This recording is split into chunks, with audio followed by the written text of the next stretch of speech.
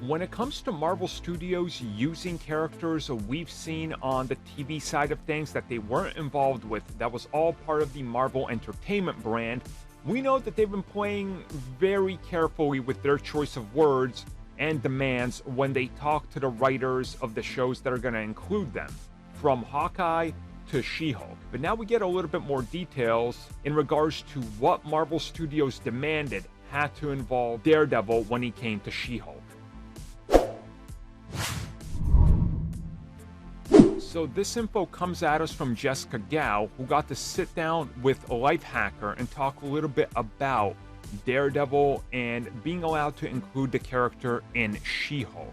And she talks a little bit about the initial inception and, of course, Marvel Studios giving them the go-ahead to write Daredevil in there, which they found shocking that they were even allowed to do this. Because, again, there was still that weird state of flux where not everybody knew what was going on. There was licensing things, and even whether they could use elements of the old show was still in doubt because, again, we just don't know what could have been stuck with certain people and rights and contracts that were negotiated, which now we know doesn't really affect anything because Disney regained it all back once they put it all on Disney+.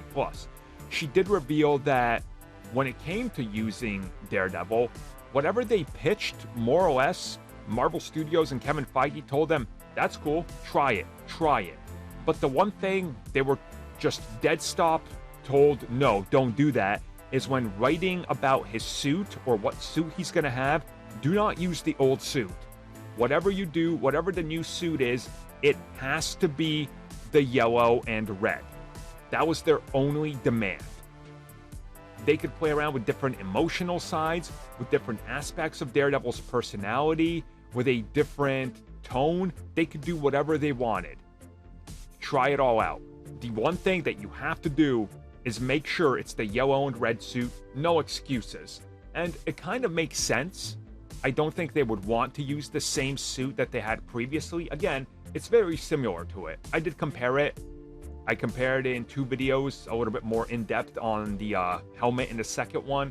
I'll have one of them pop up there. But again, it makes sense to me. If not just for differentiating the look in terms of, oh, look, it's clearly the same, but the suit's been upgraded like every other MCU suit. Also, probably for merchandising. Let's be real, that's what it's all about. They're going to release new action figures, a new hot toy, and all that, and it's going to be pretty big. So it kind of makes sense to me, and it's just kind of surprising that that's the only demand they had. Whatever you do, just make sure it's the same suit, just different colors. I mean, usually they tell you a little bit more, like, hey, don't ever mention this or don't do that, but it's good to see here was only the suit that was kind of the must-have.